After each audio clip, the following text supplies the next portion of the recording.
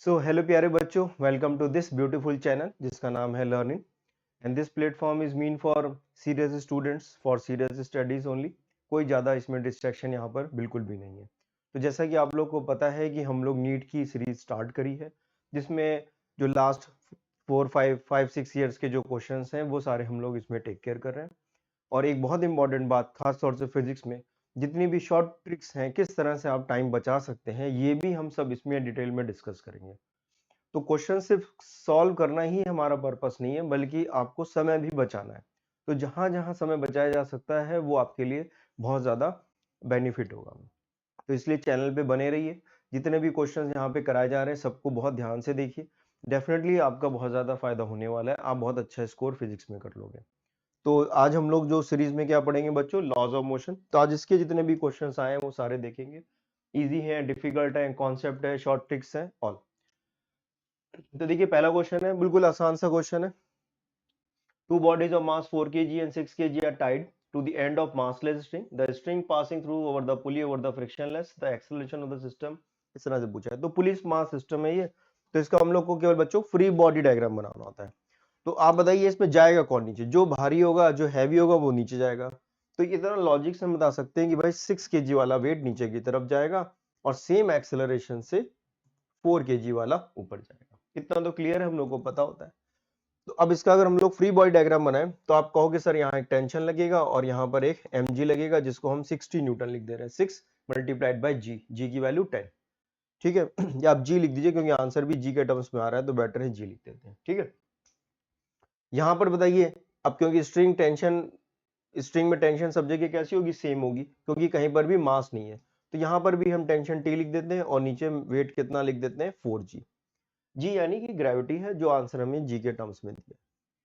तो अब बताइए, जो ऑब्जेक्ट जिस डायरेक्शन में एक्सेलरेशन है, नेट फोर्स उसी डायरेक्शन में ज्यादा भी होगा।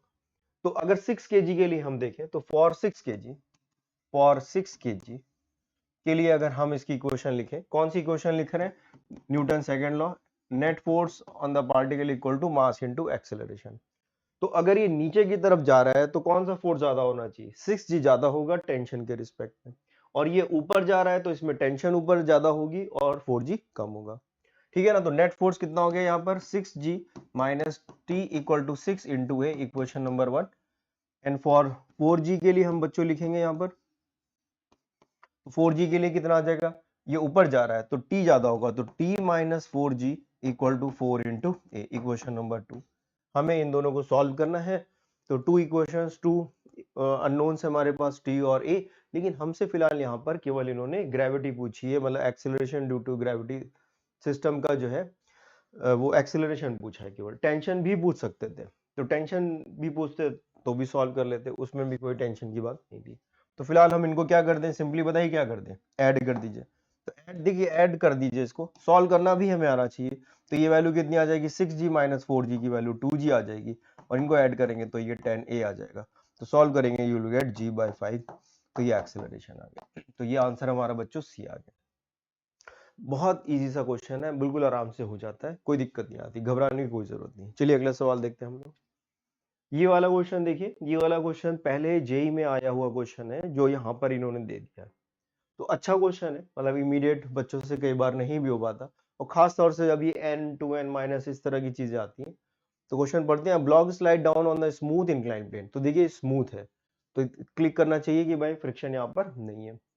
स्टार्टिंग फ्रॉम रेस्ट, तो भैया u की वैल्यू भी यहाँ पर कितनी है? t इक्वल टू 0 पे रेस्ट से स्टार्ट हो रहा है। इस तरह से देखिए क्वेश्चन पढ़ने की कोशिश करिए। जब पढ़ रहे हैं तो उसको ध्यान रखिए बैक ऑफ द माइंड कि क्या डेटा हमें दिया हुआ है। The SN is the distance travelled by the block in t equal to n-1 से n तक। तो देखिए ये जो डिस्टेंस ट्रेवल है वो केवल हमें n-1 से लेके n तक दिया हुआ है। एक, तो बताइए ये डिस्टेंस ट्रेवल इन 1 सेकेंड है? एक सेकंड में n-1 से n तक केवल एक ही सेकंड तो गुजरा है, यहाँ पे एक ही टाइम, तो एक सेकंड ही तो उसने स्पेंड किया। तो इसमें बच्चों जो फॉर्मूला हम लगाएंगे वो distance travel in nth second का लगाएंगे। तो वो ये कह रहे हैं कि ये जो Sn दिया हुआ है, ये डिस्टेंस ट्रेवल, ये किसका है? Distance travel in nth second है, nth सेकंड। इसी लैंग्वेज को उन्होंने घुमा के दिया है। ये एक सेकंड में डिस्टेंस ट्रेवल, इसी को हम लोग बाय डेफिनेशन बोलते हैं कि अगर nth सेकंड है, इसका मतलब है कि n-1 से लेके n तक कितना। जैसे एग्जाम्पल अगर हम आपसे कहें the distance travel in 5th second, the distance travel in 5th second, इसका मतलब है कि 4 सेकेंड और 5 सेकेंड, जो एक ये सेकेंड बचा है 4 और 5 के बीच में जो एक ये सेकेंड गुजरा है, इसका डिस्टेंस केवल बताना है। लेकिन अगर हम आपसे कहते हैं डिस्टेंस ट्रेवल इन 5 सेकेंड, 5th सेकेंड नहीं बोल रहे, अब 5 सेकेंड बोल रहे हैं, इसका मतलब है कि 0 से लेके 5 तक जो डिस्टेंस ट्रेवल किया है वो पूरा हमें बताना है। तो इक्वेशन ऑफ मोशन में हम लोग 4 इक्वेशन पढ़ते हैं। पहली v equal to u plus a t, फिर दूसरी s is equal to u t plus half a t square, फिर third equation v square equal to u square two a s, और एक फोर्थ इक्वेशन भी पढ़ते हैं distance travel in nth second वाला।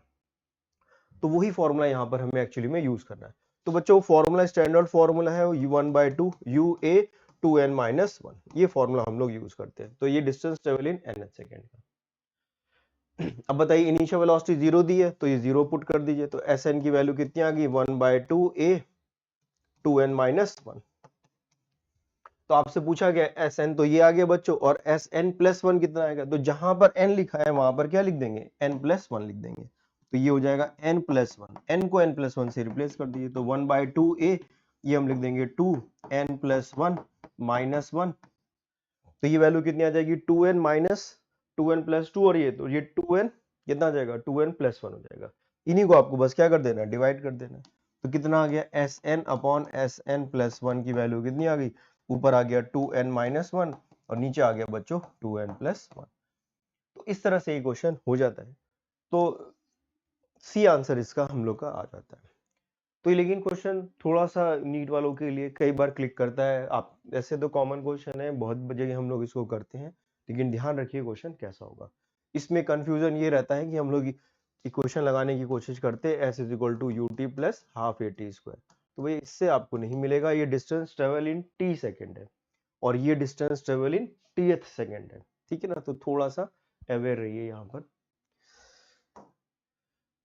अब ये वाला क्वेश्चन करते हैं। A ball of mass 0.15 kg is dropped from the height of 10 meters, strike the ground and rebound to the same height. Same height तक वो चली जाती है। Find the magnitude of impulse. तो पहले इसकी थ्योरी देख लेते हैं। तो हमें मालूम है F जो होता है न्यूटन सेकंड लॉ की जो डेफिनेशन है ये होती है बच्चों, है ना। द फोर्स जो है वो that is delta P by delta T. Delta P क्या है, चेंज इन मोमेंटम है। ध्यान से सुनिए, तो ये F डेल्टा टी अगर हम यहाँ लिख देते हैं और इसको इंटीग्रेट कर दें, या ना भी आप करें तो इसको आप डेल्टा पी लिखते हैं, और इसी को हम लोग बच्चों इम्पल्स कहते हैं, ठीक है ना। ये इम्पल्स आ जाता है। तो अब आप देखिए यहाँ पर जो इम्पल्स है हमारे पास वो कुछ और नहीं बल्कि चेंज इन मोमेंटम है। चेंज इन मोमेंटम को हम लोग इम्पल्स लिखते हैं, ठीक है। चेंज इन मोमेंटम क्या है, इम्पल्स है। याद रखिए मोमेंटम वेक्टर क्वांटिटी है। मोमेंटम क्या है, वेक्टर क्वांटिटी है। देखिए हमने वेक्टर ही लगाया है, ये कैसी क्वांटिटी है, वेक्टर क्वांटिटी है। तो mv final minus mv initial, ऐसे हमें लिखना पड़ेगा ये वेलोसिटी। m आप यहाँ पे कॉमन ले लीजिए, तो v final minus v initial. याद रखिए स्केलर नहीं है, ये कैसी क्वांटिटी है, वेक्टर क्वांटिटी है, वेक्टर क्वांटिटी है। अगर एक बॉल, आप ऐसे मानिए अगर एक बॉल यहां से टकरा रही है 10 मीटर पर सेकेंड से, ठीक है ना, दीवार से, और टकरा के वापस भी 10 मीटर पर सेकेंड से आ गई, ठीक है ना, परफेक्टली इलास्टिक कोलिजन हो रहा है। कोलिजन होने के बाद ये वापस इसी स्पीड से जा रही है, तो चेंज इन वेलोसिटी कितना है, चेंज इन वेलोसिटी जीरो नहीं है। यहाँ पर आप लोग जीरो कर देते हो, जीरो नहीं है, जीरो मिल जाएगा, जीरो नहीं है यहाँ पर, ये वेक्टर क्वांटिटी है। तो ये आप पॉजिटिव लिखोगे, इसको अगर आप पॉजिटिव लिखोगे तो इस डायरेक्शन को आप नेगेटिव लिखोगे। सिर्फ मैग्नीट्यूड कंसिडर नहीं करना है, डायरेक्शन जो चेंज इन स्पीड अगर पूछे, चेंज इन स्पीड तो इसकी जीरो है, लेकिन चेंज इन वेलोसिटी जीरो नहीं है। वेलोसिटी में डायरेक्शन भी कंसिडर करना पड़ता है। तो क्या करो, आप कुछ नहीं करो, जो इस डायरेक्शन में इसको पॉजिटिव लिख दो, जो इस डायरेक्शन में इसको नेगेटिव लिख दीजिए। तो अगर आपसे पूछा जाए कि भाई इसमें चेंज इन वेलोसिटी कितनी है, तो फाइनल माइनस इनिशियल आप करोगे, ये हम कॉन्सेप्ट बता रहे हैं आपको अभी। तो फाइनल वेलोसिटी कितनी है, -10 इधर की तरफ है, ठीक है ना। और ये माइनस साइन आपने इसका लगा दिया चेंज के लिए, डिवाइडेड और सॉरी फिर माइनस कर दिया इसका, तो ये कर दिया 10, तो ये कितना आ गया -20 आ गया। तो अगर डायरेक्शन बदल रहा है तो वेलोसिटी ऐड हो जा रही है, देखा जाए उसका जो मैग्नीट्यूड है वो ऐड हो जा रहा है। भाई इस बात को ध्यान रखिए, इमीडिएट ये इसको जीरो मत बोला करिए, ठीक है ना। तो ये थोड़ा सा हमने लगता है कई जगह ऐसा गड़बड़ हो जाता है आप लोगों के साथ, तो ऐसा मत करिए। अब आ जाते हैं अपने क्वेश्चन पे। तो बस इसी फॉर्मूले का हम लोग को बच्चों यूज करना है और कुछ नहीं करना है। तो आप बताइए 0.15 तो ये दिया है, तो मास तो हम यहाँ पे 0.15 लिख देंगे। अब लिखना है हमें चेंज इन वेलोसिटी। तो 10 मीटर की हाइट से ये गिराया जा रहा है और सेम हाइट तक ये जा भी रहा है। तो आप हमें बताइए, अगर कोई बॉल को अगर हम ये यहाँ से ड्रॉप करें और ये हाइट कितनी दी है 10 मीटर, तो जब ये ग्राउंड पे स्ट्राइक करेगी भाई इंपल्स तो यहाँ पे लगेगा। तो कौन सा फॉर्मूला लगाएंगे, इसकी v1 वेलोसिटी हम लोग लिख लेते हैं, और ये v1 की वैल्यू कितनी हो जाएगी √2gh। फॉर्मूला यहाँ से यहाँ तक का लगाया कौन सा, v² = u² + 2gh। बच्चों ये वाला इक्वेशन लगा रहे हैं क्योंकि इनिशियल वेलोसिटी 0 है, इसलिए ये 2gh आ जाएगा। ये वैल्यू पुट कर दीजिए यहाँ पे, तो 2g की वैल्यू 10, h की वैल्यू भी 10, ठीक है ना। तो ये सॉल्व करेंगे तो ये आ जाएगा 10√2 आ गया, ये v1 आ गया। अब बताइए कोलिजन के बाद, अब वो देखिए इस क्वेश्चन में क्या कह रहे हैं, इस क्वेश्चन में कह रहे हैं कि कोलिजन के बाद ये फिर से इसी हाइट तक चली जाती है, यानी परफेक्टली इलास्टिक कोलिजन हो रहा है और सेम हाइट तक जाने के लिए इसकी स्पीड फिर से कितनी होनी चाहिए, 10√2 होनी चाहिए। याद रखिए हम कह रहे हैं स्पीड यही होनी चाहिए, लेकिन वेलोसिटी ठीक उल्टी हो गई इसकी, ये नीचे जा रहा था अब ये ऊपर जा रहा है, ठीक है ना। तो ये इसकी फाइनल वेलोसिटी आ गई, इसको हम फाइनल कह सकते हैं और इसको आप इनिशियल कह दीजिए, ये इनिशियल वेलोसिटी। स्पीड सेम होनी चाहिए, क्यों, क्योंकि सेम हाइट तक जा रहा है। अगर एक कम हाइट तक जाता तो हम उसके हिसाब से फिर से फॉर्मूला लगा के और h की वैल्यू दूसरी पुट कर देते हैं। तो अब बताइए चेंज इन वेलोसिटी कितना आ गया यहाँ से, तो चेंज इन वेलोसिटी आ गया v final minus v initial. Final कितना है ऊपर की तरफ 10√2, और ये माइनस, ये नीचे की तरफ जा रहा है, ये नीचे जा रहा है तो आप क्या लिखोगे, इसको माइनस से लिखोगे वेलोसिटी के लिए, माइनस 10√2। अभी ये देखिए जो बताया, ये नीचे जा रहा है इसलिए माइनस, ये ऊपर जा रहा है इसलिए प्लस। वेलोसिटी है, वेलोसिटी, वेलोसिटी डायरेक्शन के साथ लिखी जाती है। तो जो नीचे जा रहा है नेगेटिव लिख दिया हमने, जो ऊपर जा रहा है पॉजिटिव लिख दिया। कोई हार्ड एंड फास्ट रूल नहीं है, बट डायरेक्शन उल्टे लिखने होते हैं। इनको आप ऐड कर देंगे तो यू विल गेट 20√2 आ जाएगा, ठीक है ना। ये 20√2 आ गया, ये डेल्टा वी आ गया हमारे पास। मोमेंटम कितना आ गया, मोमेंटम था मास इंटू डेल्टा वी। मास हमें कितना दिया है 0.15 मल्टीप्लाइड बाय 20√2। इसको आप सॉल्व कर लीजिए तो ये कितना आ जाएगा हमारे पास, ये आ जाएगा 3, ठीक है ना। ये 0.3 आता तो 3 आ जाता, तो 3√2 हमारे पास मोमेंटम आ गया। और जो चेंज इन मोमेंटम है बच्चों वही इंपल्स के बराबर होता है बाय न्यूटन सेकंड लॉ। तो 3√2 हमारे पास आंसर आएगा। तो 3√2 की वैल्यू जो होती है वो कितनी होती है, 3 से ज्यादा होगी। 1.4 से आप इसको मल्टीप्लाई करेंगे तो यू विल गेट 4.2 आंसर जाएगा। ये वैल्यू हमारे पास 3√2 दी हुई है। तो हो गया आराम से। और भी इस तरह के बच्चों क्वेश्चंस PYQ में पूछे गए हैं, तो बस इतना ध्यान रखिए, ये बहुत फ्रीक्वेंटली पूछा जाने वाले क्वेश्चंस हैं आपके, तो कॉन्सेप्ट पे ध्यान रखिए, कोई दिक्कत नहीं। अगला सवाल करते हैं, ये वाला इजी सा क्वेश्चन है, फ्री बॉडी डायग्राम बनाना है जिसमें हम लोग माहिर हैं, कोई दिक्कत नहीं। A block of mass 2 kg is placed on an inclined surface AC. The coefficient of friction mu दिया हुआ है जी। द नेट फोर्स पूछा है बच्चों, इस पे कितना लगेगा। तो इसका फ्री बॉडी डायग्राम बनाना है, बस और कुछ नहीं करना है। तो बताइए अगर इसका हम देखें तो यहाँ पर एक क्या लगेगा, mg sin थीटा लगेगा। याद है आपको, इसके कंपोनेंट हम लोग लिखते हैं तो mg sin 30 लिख दिया, ये डायरेक्शन में लगेगा। और इसके ऊपर क्योंकि फ्रिक्शन लग रहा है तो यहाँ पर एक फ्रिक्शन लगेगा ऊपर की तरफ, क्योंकि ग्रेविटी इसे नीचे पुल करने की कोशिश करेगी, तो इसको रोकने के लिए फ्रिक्शन इसके पीछे की तरफ लगेगा। और फ्रिक्शन की वैल्यू हमें मालूम है म्यू इंटू एन होती है, एन नॉर्मल होता है। अब आप पूछोगे नॉर्मल कैसे निकालेंगे, तो भाई नॉर्मल यहाँ पे लगता है ऐसे, और यहाँ पर इसका कंपोनेंट आप लिखते हो mg cos 30, mg cos 30। अगर यहाँ पर ये mg लगता है तो ऐसे ही करते हैं, बहुत कॉमन सा। mg होता है, इसका एक कंपोनेंट इधर अलोंग द प्लेन, एक अलोंग द परपेंडिकुलर, और नॉर्मल की वैल्यू इसके बराबर है। तो ये तो हमारे पास आ गया mg sin 30। तो इसको सॉल्व करेंगे तो यू विल गेट mg/2, है ना, mg/2 आ जाएगा। इसको जरा हम लोग सॉल्व करके देखते हैं क्या वैल्यू आती है फ्रिक्शन की वैल्यू। तो फ्रिक्शन की वैल्यू हमें लिखी है बच्चों म्यू इंटू एन, म्यू की वैल्यू 1/√3, एन की वैल्यू mg cos 30, cos 30 होता है √3/2, तो ये कैंसिल हो गया, ये भी कितना आ गया mg/2। तो इसका मतलब ये हुआ कि इस ब्लॉक के ऊपर जितना फोर्स लग रहा है mg/2, सॉरी, इतना ही फोर्स नीचे भी लग रहा है mg/2। तो आगे और पीछे के जो दोनों फोर्स हैं वो अगर बराबर लग रहे हैं तो ऑब्जेक्ट मूव नहीं करेगा, तो कैसा होगा, रेस्ट पर होगा। तो इसका एक्सेलरेशन कितना होगा, तो नेट फोर्स कितना लगेगा इस पे 0 लगेगा, तो नेट फोर्स कितना है, आगे और पीछे वाले फोर्स के बराबर है, तो ये बी आंसर हमारा हो गया। आगे समझ में, इस तरह से हो गया, हमने चेक कर लिया और इस तरह से आंसर आ जाता है। तो आसान सा सवाल था, कोई दिक्कत नहीं थी, आराम से हम लोग कर सकते हैं। अब ये वाला क्वेश्चन देखिए, थियोरेटिकल क्वेश्चन है। A footballer player is moving southward and suddenly turns eastward and with the same speed to avoid the opponent, the force that act on the player while turning। तो देखिए इस तरह के question को आप logic से मत करिए फिलहाल, मेरा सजेशन आपको यही है, क्योंकि इसमें गलतियां हो जाती हैं। आपको लगता है क्वेश्चन आसान है, इस तरह का क्वेश्चन एक पहले जेई में पूछा गया था, उसी क्वेश्चन को थोड़ा सा इन्होंने चेंज कराया, थ्योरेटिकल वे में देके आपको यहाँ पर कराया, ठीक है ना। तो हमेशा फिजिक्स में आप डेफिनेशन के थ्रू जाइए, लॉजिक जहां जहां यूज कर सकते हैं करेंगे, कोई दिक्कत नहीं, लेकिन इस क्वेश्चन में फिलहाल ना करें तो बेटर है। द फोर्स डेट, अब फोर्स क्या होता है, देखिए फोर्स जो होता है वो अभी हम लोग ने लिखा था, क्या था, चेंज इन मोमेंटम, तो final minus initial divided by delta T, ये होता है एक्चुअली में फोर्स। तो इसी डेफिनेशन का हम लोग यूज करेंगे, ठीक है ना। तो हम लोग मान लेते हैं, वही पहले थोड़ा डायरेक्शन बना लेते हैं, तो मान लेते हैं ये साउथ है, ये साउथ हो गया, ये नॉर्थ, ये ईस्ट और ये वेस्ट, ठीक है ना। और यही हमारा कोऑर्डिनेट सिस्टम भी होता है, तो ईस्ट को हम आई कैप लिख लेंगे और नॉर्थ को जे कैप लिख देंगे, साउथ को माइनस जे कैप लिख देंगे, अपनी तरफ से चूज कर लेंगे ताकि गलती ना हो। देखिए इसी अप्रोच को हमेशा यूज करेंगे, तो चाहे कितना भी क्वेश्चन घुमा फिरा के दे, सारे हो जाएंगे। ध्यान से मेरी बात सुनिए, आपको और ज्यादा करने की कहीं जरूरत नहीं पड़ेगी, पढ़ने की जरूरत नहीं पड़ेगी, टू दी पॉइंट कॉन्सेप्ट बता रहे हैं, जितना आपके दिमाग में अगर चला गया है तो गड़बड़ी नहीं होगी कम से।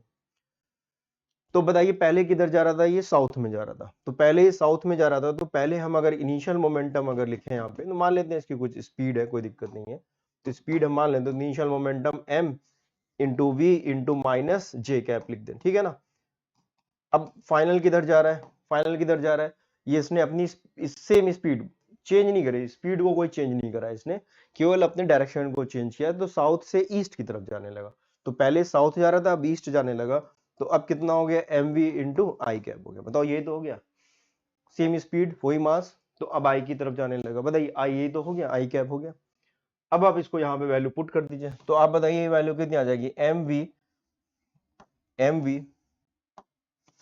हमें क्या, एम वी से कोई मतलब नहीं, हमें तो केवल डायरेक्शन बताना है, तो ये वैल्यू आएगी आई कैप माइनस जे कैप, ये आएगा, बताओ कुछ भी आएगा इसे, तो जो डायरेक्शन है वो देखो बच्चों, आई कैप माइनस जे कैप आ रहा है, तो आई कैप जे कैप किस डायरेक्शन में, जरा देख लेते हैं, ये देखो आई कैप है, और जे कैप क्या है, जे कैप ये है, ये जे कैप है हमारे लिए, लेकिन ये कितना आ रहा है, माइनस जे कैप, ठीक है ना, तो ये कितना आ रहा है, माइनस जे कैप, ये हमने करा है यहाँ पर, ये प्लस हो जाएगा, ये माइनस आई इनिशियल का था और ये माइनस इसका, तो ये प्लस हो जाएगा, और प्लस जे कैप आ रहा है, तो प्लस जे कैप इधर आ गया है ना, तो डायरेक्शन क्या आ गया हमारे पास, नॉर्थ ईस्ट आ गया, आगे कि नहीं आगे, बता, ईस्ट की तरफ आ रहा है आई कैप और जे कैप आ रहा है ऊपर की तरफ, देखिए इसका भी एक माइनस साइन होता है ना, जिसकी वजह से डायरेक्शन पलट जा रहा है, तो ये डायरेक्शन हो गया हमारे पास, ये कौन सा डायरेक्शन है भैया, नॉर्थ ईस्ट है, तो ये नॉर्थ ईस्ट आ जाए।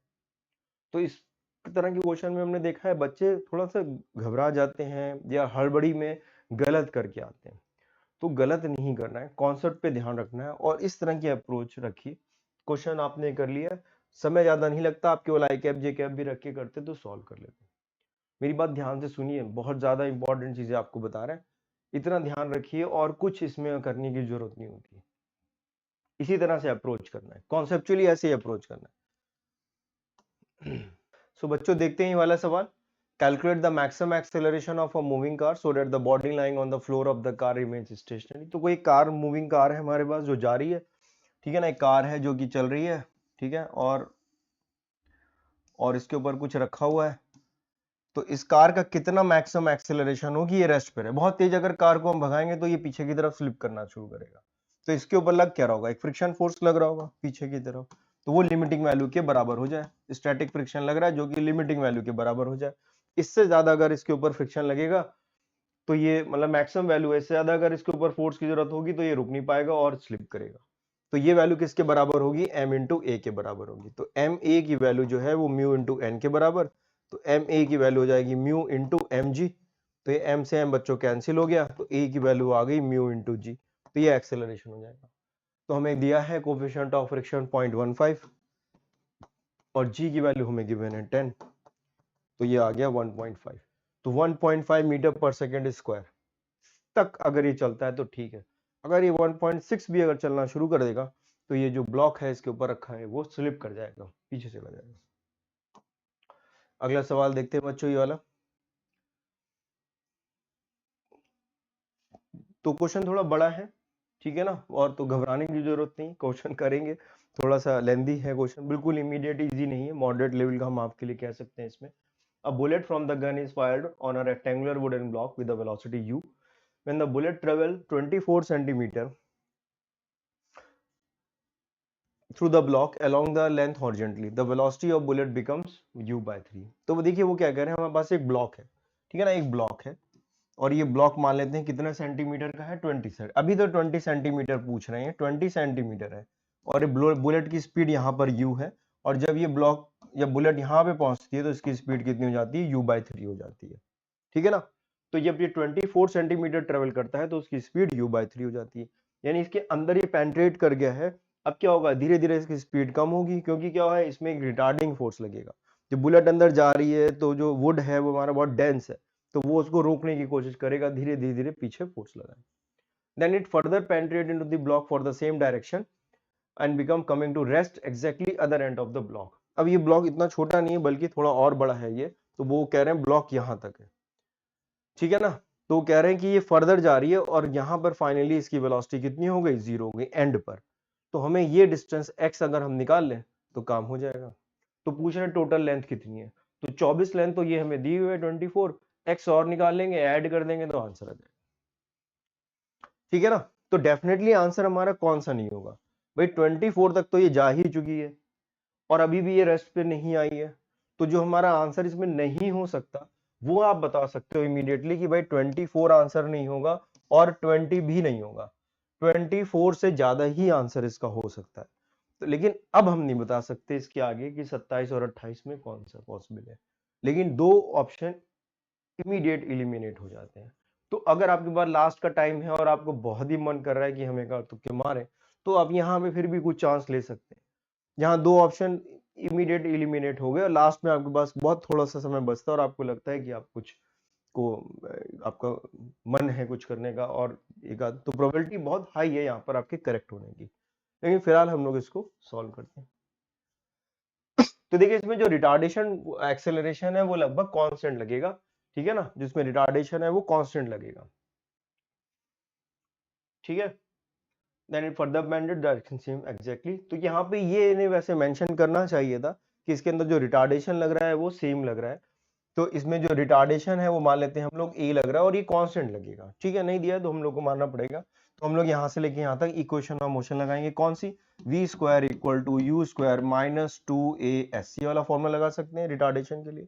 फाइनल वेलोसिटी बच्चों कितनी है, u by 3 इसका whole square equal to u square minus 2as, s कितना है यहाँ पे 24 दिया हुआ है, तो ये लगा देंगे। तो इसको सॉल्व करेंगे आप तो वैल्यू आ जाएगी हमारे पास u square by 9 minus u square equal to 2 into a into 24। तो ये वैल्यू यहाँ से सॉल्व करेंगे तो ये वैल्यू आ जाएगी, माइनस भी यहाँ पर आ रहा है, तो माइनस 8 यू स्क्वायर बाय 9। ये देखिए सॉल्व करेंगे ना तो 9 माइनस 8, तो ये वैल्यू आ गई हमारे पास माइनस 2a इंटू 24। तो माइनस माइनस प्लस हो गया, ये 8 से आपने इसको कैंसिल कर दिया तो ये 3 आ गया। तो हमें यहाँ से बच्चों एक्सेलरेशन मिल गया। एक्सेलरेशन कितना आ गया, यू स्क्वायर बाय ये कितना हो गया 9 मल्टीप्लाइड बाय 6, तो 9 मल्टीप्लाइड बाय 6 हमें ये अभी एक्सेलरेशन मिल गया है। इस एक्सेलरेशन को अभी हमने रखा है, ठीक है ना। अब देखते हैं आगे बच्चों, चलते हैं जरा देखते हैं इसमें अब आगे क्या काम करना है हमें। तो हमें एक्सेलरेशन की वैल्यू ये आ गई। अब यहाँ से लेके यहाँ तक वाला हिस्सा हम लोग केवल कंसीडर कर लेते हैं। तो initial velocity u by 3, final velocity 0 और एक्सेलरेशन a। तो फर्दर हम लोग यहाँ पे इस हिस्से में केवल लगा रहे हैं, इस हिस्से में बच्चों लगा रहे हैं। तो फिर से हम इक्वेशन लगाएंगे v square equal to u square minus 2s, final velocity 0, initial कितनी है यहाँ पर u by 3 का स्क्वायर माइनस 2, a की वैल्यू ये पुट कर देते हैं u square by 9 into 6 multiplied by x, ये x हमें फाइंड करना है, ठीक है। सॉल्व करेंगे, देखिए u स्क्वायर बाय 9 ये लिखा है, u स्क्वायर बाय 9 ये लिखा है। तो अगर आप इसको सॉल्व करेंगे, आप सॉल्व कर लीजिए इसको, तो ये इधर आ जाएगा, तो ये u स्क्वायर बाय 9 इधर शिफ्ट कर दिया, माइनस आ गया 9, ये minus 2 you square by 9 into 6 into x. तो देखिए you square by 9, you square by 9 minus minus plus, और ये आ गया 3। तो x की वैल्यू बच्चों यहाँ पे कितनी आ गई, 3 आ गई। तो ये x की वैल्यू हमारे पास 3 आ गई। तो अगर x की वैल्यू 3 आ गई तो 24 प्लस 3 कितना होता है, 27। तो 27 आंसर हमारा आ गया। तो इस तरह से ये सवाल हो जाएगा, आराम से कर लेते हैं, कोई इसमें दिक्कत नहीं आती। ठीक है, कोई ऐसी प्रॉब्लम नहीं है। तो आई होप समझ में आ गया होगा। तो घबराने की जरूरत नहीं है, प्रैक्टिस की जरूरत है। ठीक है ना, फोकस्ड होकर स्टडी करिए, प्रैक्टिस करिए, ज्यादा समय देने की जरूरत नहीं पड़ती है। ये वाला क्वेश्चन बिल्कुल बच्चों वाला सवाल है, क्या ही क्या है इसको, बहुत इजी सवाल है। तो पढ़ लेते हैं question. A horizontal force of 10 Newton is applied on the block A as shown in figure. The mass of the block A and B 2 kg and 3 kg respectively. The block slide over the friction surface. The force exerted by the block A on B. सवाल आपने पढ़ लिया है। आपसे पूछा जा रहा है कि A जो है वो B पे कितना फोर्स लगा रहा है, यानी इस सरफेस से यहां पर जो है कितना फोर्स लग रहा है। तो क्या करेंगे, इसके दो मेथड हैं लगभग जनरली। तो पहले आप बताइए, अगर हम ए को ऐसे पुश कर रहे हैं, ए को अगर हम ऐसे पुश कर रहे हैं, ए को अगर हम ऐसे पुश कर रहे हैं, तो ये बी भी आगे की तरफ शिफ्ट होगा। तो हमें ये मालूम है कि दोनों का एक्सेलरेशन तो सेम होगा, होगा कि नहीं होगा। तो अगर इन दोनों को हम एक ही कंसिडर कर लें तो टोटल मास बच्चों 5 kg हो जाएगा। तो हम ये कह सकते हैं कि भाई एक 5 kg का ब्लॉक है हमारे पास, और इसके ऊपर हमने फोर्स लगाया है 10 न्यूटन का, इसका एक्सेलरेशन कितना होगा। तो आपने लिखा F equal to m into a, 10 equal to 5 into a, तो you will get acceleration 2 metre per second square. तो इन दोनों का एक्सेलरेशन हमारे पास 2 मीटर पर सेकेंड स्क्वायर आ गया, कोई दिक्कत नहीं। अब क्या करेंगे हम लोग, ये तो एक्सेलरेशन आ गया, अब आपको बताना है कि भाई ये ए और बी के बीच में कितना फोर्स लग रहा है। तो अब हम इनको कंबाइन तो नहीं ले सकते, अब हम क्या करेंगे, केवल किसी एक का फ्री बॉडी डायग्राम बनाएंगे। दोनों का जब बना रहे हैं तो ए बी पे फोर्स लगा रहा है, बी ए पे फोर्स लगा रहा है, जो कि एक्शन रिएक्शन की वजह से जीरो हो जा रहे हैं। तो अब हमें फोर्स निकालना ही है, तो हमें क्या करना पड़ेगा, किसी एक का फ्री बॉडी डायग्राम बनाना पड़ेगा।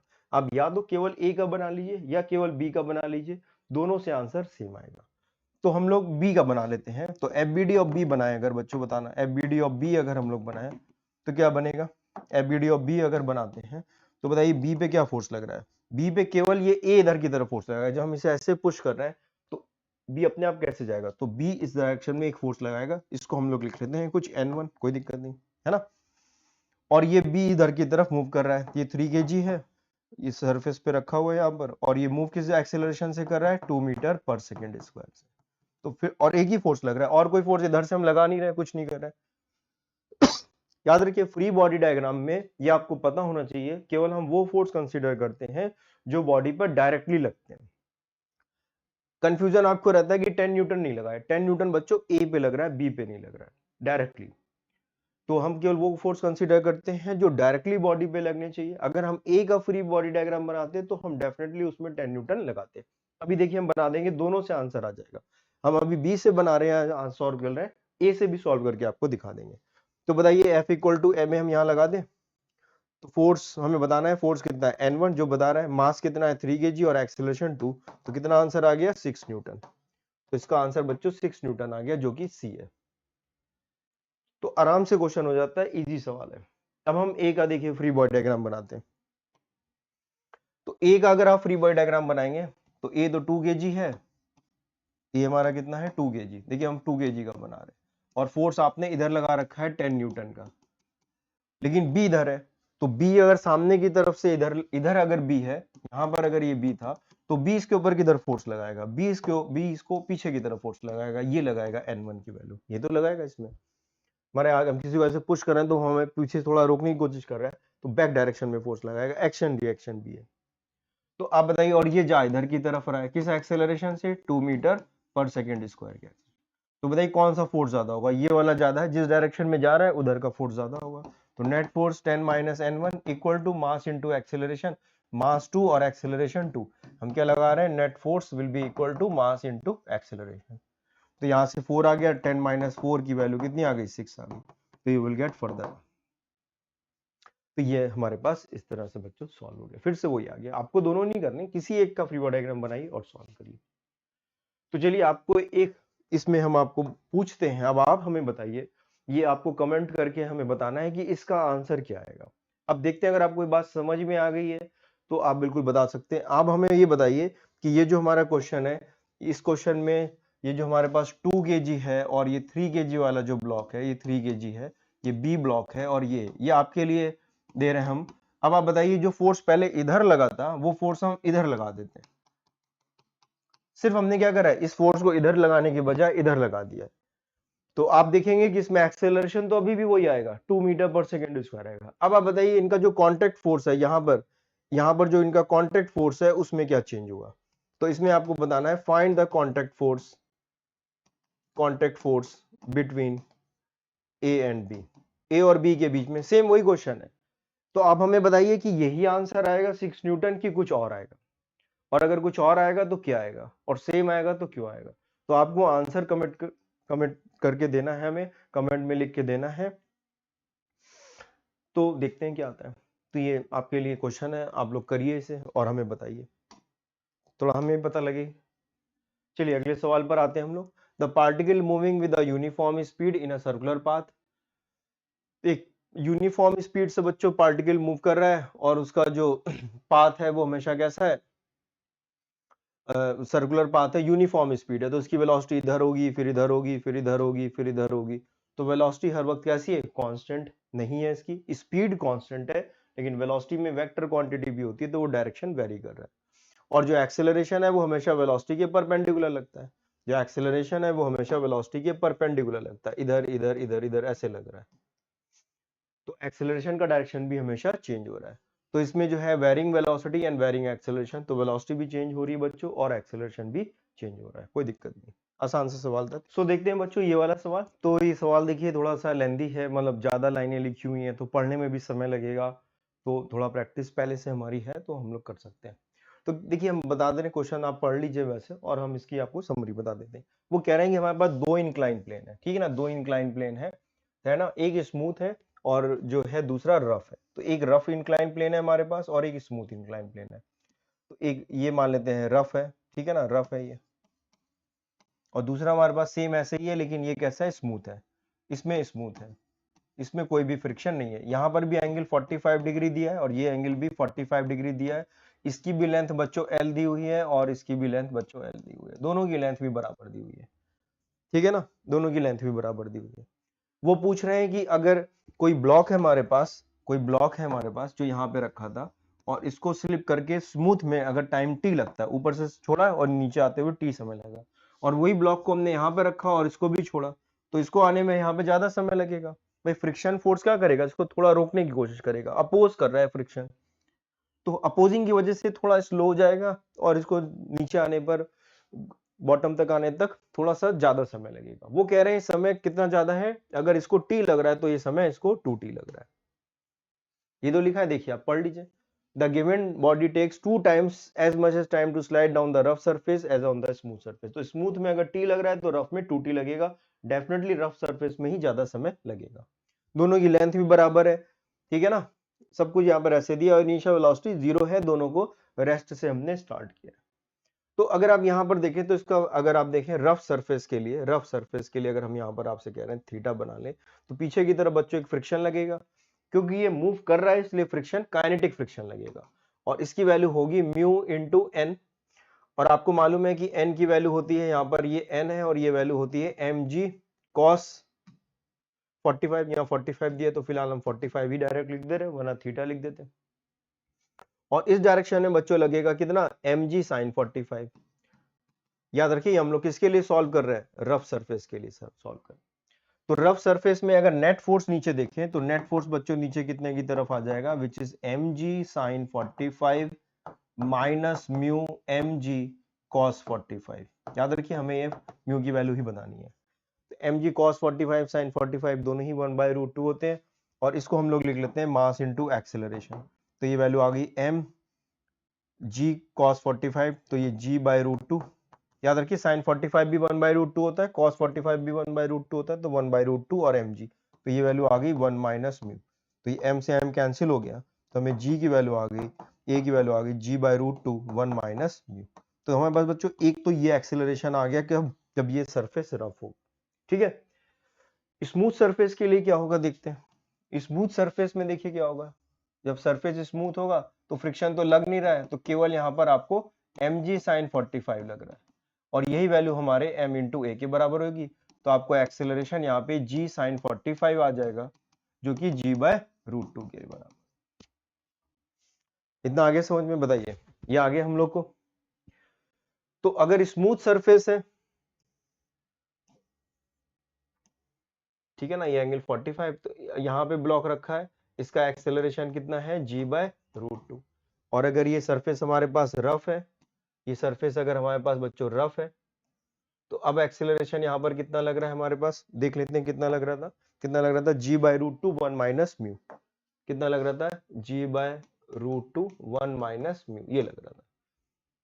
अब इक्वेशन ऑफ मोशन लगा देंगे, दोनों के लिए कितना डिस्टेंस ट्रेवल किया, इसने भी l ट्रेवल किया, इसने भी l, तो we are using equation s is equal to ut plus half at square.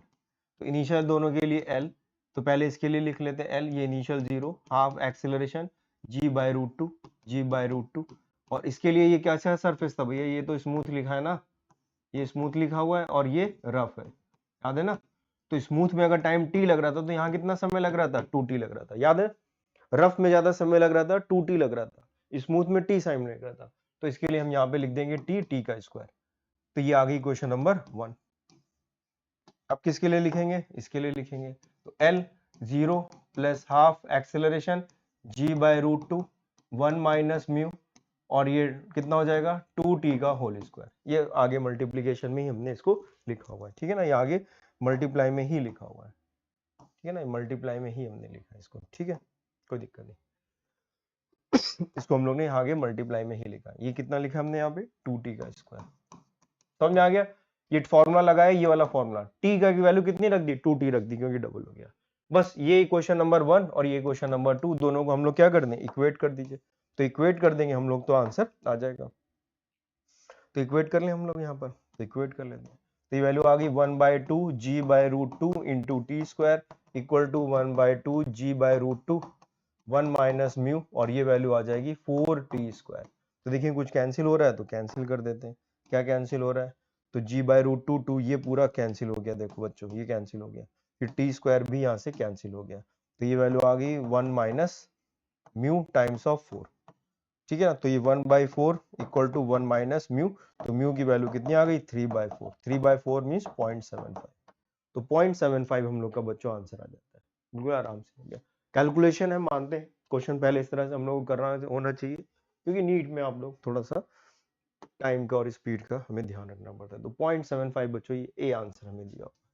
बस मेरी बात ध्यान से सुनिए, आपको कोई दिक्कत नहीं होगी, जो सवालों में ज्यादातर बच्चे फंस जाते हैं, बस सुनने की देर है और थोड़ा सा समझदारी से उसको प्रैक्टिस करनी है। A ball of mass 0.5 kg drop from a height of 40 meter. A ball hit the ground and rise to the height of 10 meter. तो ये बॉल जो है वो 40 मीटर से गिराई जा रही है। तो अभी हम लोग ने जैसे क्वेश्चन पहले भी करा था, तो ये हाइट इसकी दी है कितनी बच्चों, 40 मीटर, कितनी 40 मीटर। इनिशियल वेलोसिटी कितनी 0, तो जब ये यहाँ पे आएगी तो इसकी वेलोसिटी हो जाएगी 2g इंटू एच। तो सॉल्व कर लें जरा, 2g की वैल्यू 9.8 दी हुई है और h की वैल्यू 40, इसको आप सॉल्व कर लेंगे तो 2 9.8, तो इसको हम लोग देखो 0 से मल्टीप्लाई कर देंगे। अब आप कहोगे सर सॉल्व कैसे होगा, अब देखिए इजी दिया हुआ है, डेटा सेट करके आपको देते हैं, कोई प्रॉब्लम नहीं आती। ये 9.8 दिया आपको ताकि कैलकुलेट हो सकते, 10 लिखोगे तो रूट में आ जाएगा। तो ये देखना, इसको 0 को इधर मल्टीप्लाई कर देंगे तो 98 हो जाएगा, 98 को हम 49 इंटू 2 लिख सकते हैं और ये 4 लिख सकते हैं। तो बताइए 7 का स्क्वायर 49 होता है, ये 2 और ये 2, तो ये 2 यहां से लेंगे, एक 2 यहां से लेंगे, तो ये 4 इंटू 7 आ गया, ये कितना आ गया 28 आ गया। तो इस वक्त इसकी जो स्पीड है वो कितनी आ गई, यहाँ पे टकराते वक्त इसकी स्पीड कितनी आ गई 28 मीटर पर सेकेंड। कितनी स्पीड आ गई 28 मीटर पर सेकेंड। कितनी स्पीड आ गई बच्चों यहाँ पे 28 मीटर पर सेकेंड आ गई। अब ये टकरा के किस हाइट तक जा रहा है, किस हाइट तक आपसे बोला जा रहा है, केवल 10 मीटर जा रहा है। ये कितना जा रहा है, यहाँ से 10 मीटर तक जा रहा है, केवल 10 मीटर। तो अब बताइए यहाँ पर इसकी वेलोसिटी कितनी होगी, इस मोमेंट पे इसकी वेलोसिटी कितनी होगी, 2 मल्टीप्लाइड बाय 9.8 मल्टीप्लाई h की जगह 10 लिख दीजिए। इसको भी सॉल्व करेंगे तो देखिए कितना हो जाएगा, ये 2 मल्टीप्लाइड बाय 98 यानी कि 49 मल्टीप्लाइड बाय 2, तो ये हो गया 2 इंटू, तो 14 आ गया, तो 14 मीटर पर सेकेंड। तो अगर आप देखें यहाँ पर समरी बनाए अगर हम, तो हम ये कह सकते हैं कि ये 28 मीटर पर सेकेंड की स्पीड से टकरा रहा है और फिर यहाँ से रिबाउंड हो रहा है 14 मीटर पर सेकेंड की स्पीड से। चेंज इन मोमेंटम याद रखना, ये हमें क्या फाइंड करना है, इंपल्स। याद रखिए फिर से इंपल्स फाइंड करना है। तो इंपल्स क्या है, चेंज इन मोमेंटम है। इंपल्स क्या है बच्चों, change in momentum. Impulse change in momentum, यही इंपल्स है, चेंज इन मोमेंटम। तो मास इनटू वेलोसिटी, तो v final minus v initial. याद रखिए वेक्टर क्वांटिटी है, बार बार बोल रहे हैं वेक्टर क्वांटिटी है। तो बताइए ये अगर ऊपर जा रहा है तो इसे प्लस लिख दीजिए, ये नीचे आ रहा है तो ये नेगेटिव लिख दीजिए। फाइनल माइनस इनिशियल, मास कितना दिया है 0.5, वेलोसिटी फाइनल कितनी है +14, माइनस ऑफ माइनस 28 कितना आ जाएगा 0.5 मल्टीप्लाइड बाय कितना आ जाएगा, ये 14 और ये कितना आ जाएगा 42 आ जाएगा, और 42 का आधा कितना आ जाएगा 21 न्यूटन सेकेंड। तो 21 बच्चों ये आंसर आ गया, बिल्कुल इसी तरह से। नहीं कहा आपसे रिपीटेड क्वेश्चन है, कई बार पूछे गए इस तरह के क्वेश्चन, आप यही क्वेश्चन कर लेंगे तो भी वो बाकी हो जाते हैं सवाल। चलिए अगला सवाल देखते हैं बच्चों।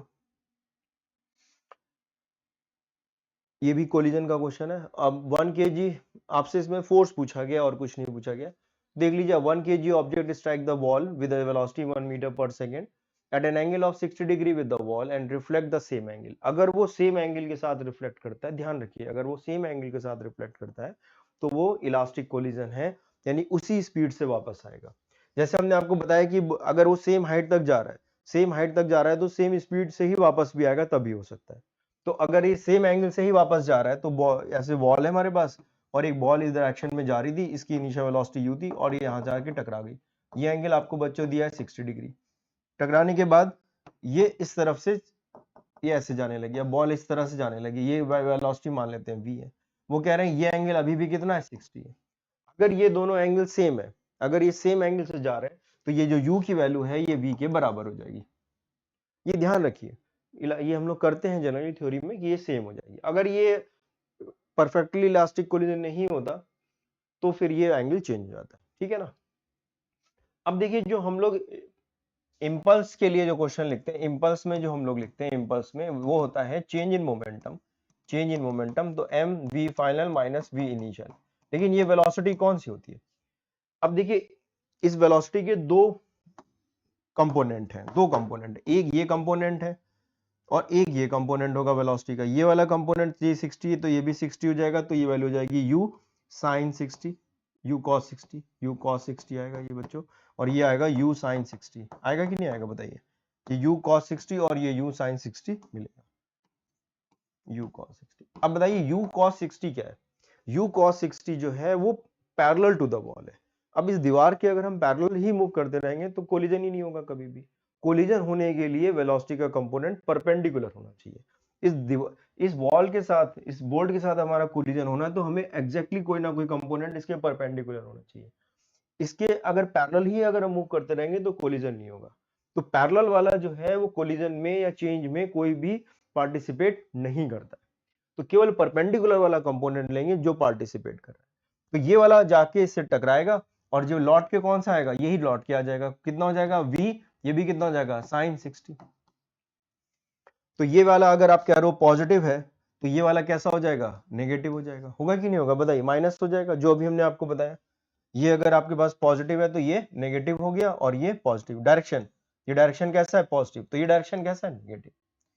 तो फाइनल वेलोसिटी अगर हम यहाँ पे लिखें तो कितनी हो जाएगी, v की वैल्यू एक्जैक्टली u के बराबर है, तो ये आप लिख देंगे u sin 60 और कैसी है माइनस, और ये है इनिशियल कितनी है plus u sin 60।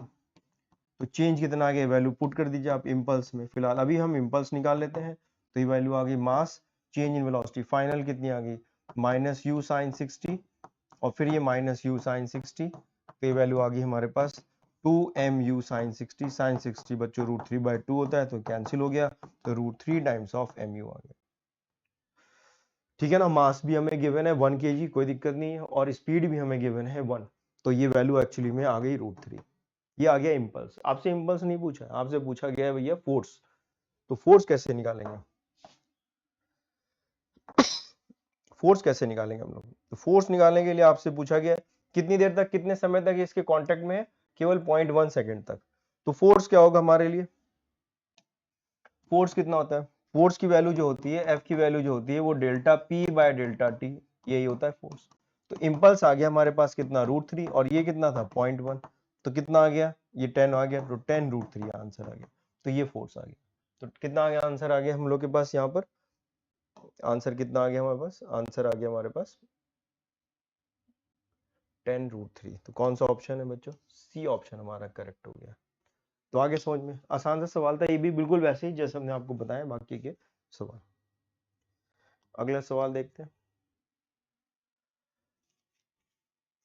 A box of mass 5 kg is pulled up along the frictionless plane inclined at 30 degree with the horizontal. The tension in the cord is 30 Newton. तो acceleration पूछा है, तो ये कह रहे हैं भाई हमारे पास इंक्लाइन प्लेन है, और ये जो इंक्लाइन प्लेन है ये हॉरिजॉन्टल के साथ 30 डिग्री से है। देखिए याद ध्यान रखिए, हॉरिजॉन्टल के साथ दिया 30 डिग्री, वर्टिकल के साथ भी दे सकते थे, तो घूम मत जाइएगा, डायग्राम वैसे ही बनाइएगा। वर्टिकल के साथ यहाँ से देते तो ये 30 लिख देते, अगर ये 30 देते तो 60 लिख, और यहाँ पर एक ब्लॉक है भाई, इसको खींच के ऊपर ले जा रहे हैं, इसको टेंशन लगा रहे हैं यहाँ पे, ऐसे खींच के ले जा रहे हैं, ठीक है ना। तो जब आप इसको ऊपर की तरफ खींचोगे तो ये वैल्यू हमें गिवन है कितनी, 30 न्यूटन दी हुई है, देखिए, ठीक है ना। ब्लॉक का मास कितना है, 5 kg का, ब्लॉक कितना है बच्चों, 5 kg का, कॉर्ड में टेंशन इतनी है, एक्सेलरेशन पूछा है। तो जब आप इसको ऊपर ले जाएंगे, और देखिए सरफेस कैसा है इसका, स्मूथ है, सरफेस फ्रिक्शनलेस सरफेस है, कोई भी इसमें फ्रिक्शन नहीं दिया हुआ है। तो पीछे की तरफ बच्चों क्या लगेगा, एक mg sin 30 लगेगा कि नहीं लगेगा, नीचे की तरफ अलोंग द प्लेन लगेगा, फ्रिक्शन है नहीं कुछ भी। तो ये वैल्यू कितनी आ जाएगी, m कितना है, ये 50 sin 30 की वैल्यू दिस, तो ये आ गया 25। तो p आगे फोर्स कितना लग रहा है 30, पीछे कितना लग रहा है, तो नेट फोर्स कितना हो गया, ये आ गया हमारे पास नेट फोर्स, और नेट फोर्स किसके बराबर होता है, मास इंटू एक्सेलरेशन। तो 5 = 5 इंटू ए, ए की वैल्यू आ गई 1 मीटर पर सेकेंड स्क्वायर। तो ए आ गया हमारे पास 1, तो ये बच्चों डी आंसर हमारा करेक्ट हो गया। तो इस तरह से ये वाला सवाल हो जाता है आराम से। चलिए अगला सवाल देखते हैं हम लोग। ये जो है ब्लास्ट हो रहा है यहाँ पे, कंजर्वेशन ऑफ मोमेंटम का क्वेश्चन है, जो कि हम लोग इसी में भी पढ़ लेते हैं, यहाँ पर कोई दिक्कत नहीं। A shell of mass m is at rest initially it explode into 3 fragments। तो एक हमारे पास शेल है बड़ा सा, और उसका कुछ मास है, ठीक है ना, और ये टोटल मास इसका कुछ m है, और ये रेस्ट पर है। अब ये ब्लास्ट कर जाता है, एक्सप्लोड करता है। तो देखिए जब भी एक्सप्लोजन वाले क्वेश्चंस आते हैं उसमें हमें मालूम होता है कि कोई भी एक्सटर्नल फोर्स नहीं लग रहा है। अगर एक्सटर्नल फोर्स नहीं लग रहा है, अगर एक्सटर्नल फोर्स नहीं लग रहा है तो मोमेंटम, लीनियर मोमेंटम कंजर्व रहता है, क्योंकि F is equal to delta P by delta T होता है, ये अभी हमने आपको बताया, और ये एक्सटर्नल फोर्स होता है। तो अगर ये वैल्यू बच्चों 0 है, ये अगर चेंज इसमें 0 लग रहा है, तो डेल्टा पी की वैल्यू कितनी हो जाएगी, 0। डेल्टा पी क्या, चेंज इन मोमेंटम, मोमेंटम में चेंज नहीं हो रहा है, इसका मतलब है कि मोमेंटम इनिशियल और फाइनल सेम है। अब ये बच्चों एक्सप्लोड हो जाता है और 3 पार्ट में डिवाइड हो जाता है। ये तो कह रहे हैं 2:2:1 के रेशियो में। तो बताइए क्या रेशियो आएगा, आप ये बताओ भाई, बेसिक सी मैथ्स बताओ कि क्या पार्ट होगा। अगर ये m है तो ये दो हिस्से कौन से होंगे, 2:2:1 के। तो बताइए कैसे निकालते हैं, तो भैया इसको आप कॉमन रेशियो निकालते हो, ये 2:2:5 हो गया, तो इसका एक टुकड़ा कितना हो गया, एक टुकड़ा जो हो गया वो m/5 का हो गया। इसको 5 बराबर भागों में बांट दें अगर हम, तो m/5 हो गया। तो दो हिस्से ये हैं, तो ये वैल्यू हो गई 2m/5, ये हो गया 2m/5, और ये हो गया m/5। आप तीनों को ऐड कर दीजिए तो m आ जाना चाहिए, क्या m आ जाए, ऐड करके ही तो m आएगा, आ भी जाएगा हमारे पास। तो पहली बात तो भैया ये सही से निकालिए, ये आप लोग गड़बड़ कर देते हो, ठीक है ना। कॉमन रेशियो वगैरह लेते हैं हम लोग, उससे सॉल्व कर लेते हैं। अब देखिए वो कह रहे हैं कि जो हमारे दो जो सेम है m और m, यानी कि m 2m/5 2m/5, ये दोनों सेम स्पीड से मूव करते हैं लेकिन एक दूसरे के परपेंडिकुलर, ठीक है ना। तो ये कह रहे हैं कि यहाँ पे जो हमारे पास ये जो मास है 2m/5, और ये दूसरा मास जो है 2m/5, ये अगर इधर की तरफ जा रहा है तो ये इधर की तरफ जा रहा है, इन दोनों की स्पीड सेम है लेकिन आपस में एंगल। तो बताना है ये जो m/5 बचा है यहाँ पर, ये जो m/5 यहाँ पर बचा हुआ है, ये किधर की तरफ मूव करेगा। तो हमें नहीं पता भाई किधर मूव करेगा, वैसे तो इधर बता सकते हैं, लेकिन आप एज्यूम कर लीजिए इसकी वेलोसिटी कुछ v' है, कोई दिक्कत नहीं। इसको हम लोग अब देखिए परपेंडिकुलर मूव कर रहा है तो डायरेक्शन आप अपने हिसाब से लिख लीजिए, कोई दिक्कत नहीं है।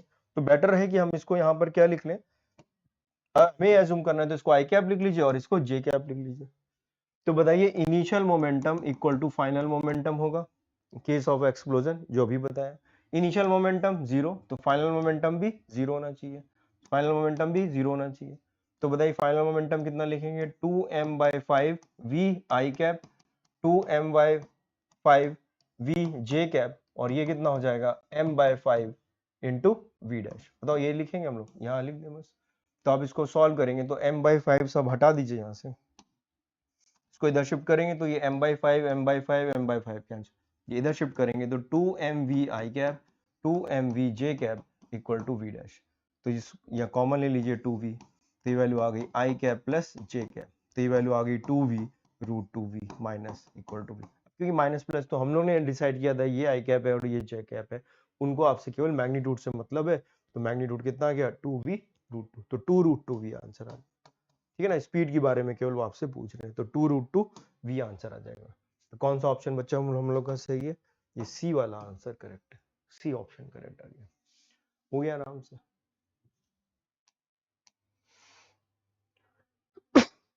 अब ये वाला मोशन क्वेश्चन जो है सर्कुलर मोशन का है, आसान सवाल है, बिल्कुल भी दिक्कत नहीं आती। और Bob is whirled in a horizontal circle by the mean of a string in the initial speed is 10 rpm। rpm का मतलब रोटेशंस पर मिनट होता है। अब देखिए ये भी आरपीएम में दिया और आपसे ऑप्शंस भी आरपीएम में ही दिए हुए हैं, इसलिए हम इसको चेंज नहीं भी करेंगे तो भी चलेगा, क्योंकि उसी फॉर्म में दिया हुआ है। If the tension in the string is quadrupled, यानी कि इसको हमने क्या कर दिया 4 टाइम्स कर दिया, टेंशन पहले टी थी तो अब 4t कर दी, और keeping the radius constant, R बच्चों कांस्टेंट रखा है तो न्यू स्पीड बतानी है। तो अगर किसी को अगर हम ऐसे हॉरिजॉन्टल सर्किल में घुमा रहे हैं तो जो टेंशन लग रहा है वो क्या प्रोवाइड कर रहा है, सेंट्रीपिटल फोर्स प्रोवाइड कर रहा है। तो हमें मालूम है कि सेंट्रीपिटल फोर्स का formula T equal to M R omega square होता है। ठीक है ना, सेंट्रीपिटल फोर्स एम आर, और जो टेंशन है वही M R omega square provide करेगी। तो ये इक्वेशन 1 लिख लेते हैं हम लोग। तो पहली इक्वेशन लिखते हैं T equal to M R, ये लिख दिया 10 का स्क्वायर, ये इक्वेशन 1 आ गई। मास वही है, रेडियस भी वही है, देखिए रेडियस कांस्टेंट है।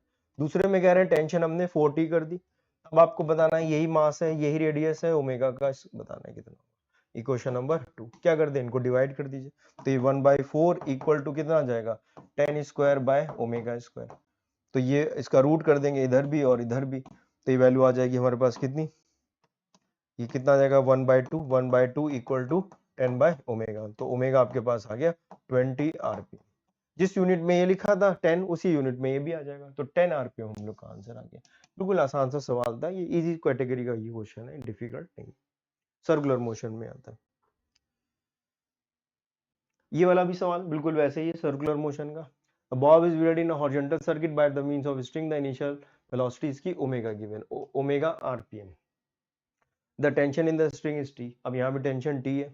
The speed becomes 2 ओमेगा, तो पहले हम लिख लेते हैं t equal to m into R into omega square. बताइए टेंशन कितनी थी t, और ये ओमेगा है, और देखिए इसमें भी सेम रेडियस रखा गया। अब वो नई टेंशन पूछे, अब ये t डैश मान लेते हैं, ये m इंटू आर, और क्या करा इसमें इन्होंने स्पीड बढ़ा दी, इसकी कितनी बढ़ा दी 2 ओमेगा कर दी, तो ये 2 ओमेगा लिख दीजिए।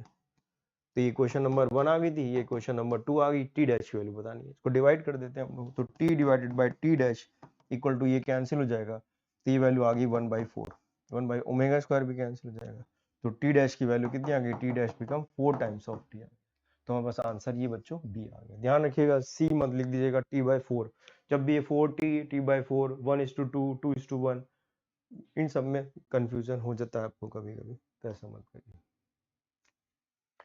ये क्वेश्चन अभी वैसे ही है, बिल्कुल कोई दिक्कत नहीं। सर्कुलर मोशन है, सर्कुलर मोशन में वेलोसिटी और एक्सेलरेशन, अगर सर्कुलर मोशन है तो वेलोसिटी भी वेरी करती है, क्योंकि डायरेक्शन बच्चों हर वक्त क्या हो रहा है, चेंज हो रहा है, हर वक्त वेलोसिटी का डायरेक्शन चेंज हो रहा है, और वेलोसिटी के perpendicular toward the centre acceleration होता है, ये एक्सेलरेशन की डायरेक्शन है। तो भैया डायरेक्शन भी चेंज हो रहा है, वेलोसिटी मैग्नीट्यूड बराबर है लेकिन डायरेक्शन चेंज हो रहा है। तो v is not constant and a is not constant, तो बच्चों बी आंसर इसका, ठीक है।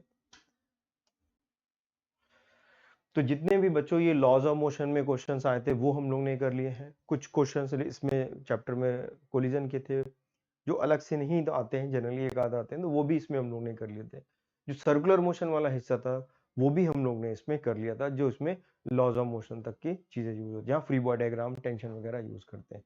तो ये सारी चीजें हम लोग ने इसमें कवर कर ली है। बहुत इंपॉर्टेंट चैप्टर है, कॉन्सेप्चुअल है, और जो एक क्वेश्चन मैंने आपको अभी दिया है उसको करने के लिए उसका आंसर बताइए कि फोर्स अगर इधर की बजाय इधर लगा देते हैं तो फिर आंसर क्या आएगा। तो थोड़ा करिए काम और हमें कमेंट करके बताइए कि क्या आंसर आता है। तो आज इतना ही बच्चों, नेक्स्ट हम लोग सीरीज में मिलते हैं इसके अगले चैप्टर के साथ। Wish you all the best and take care.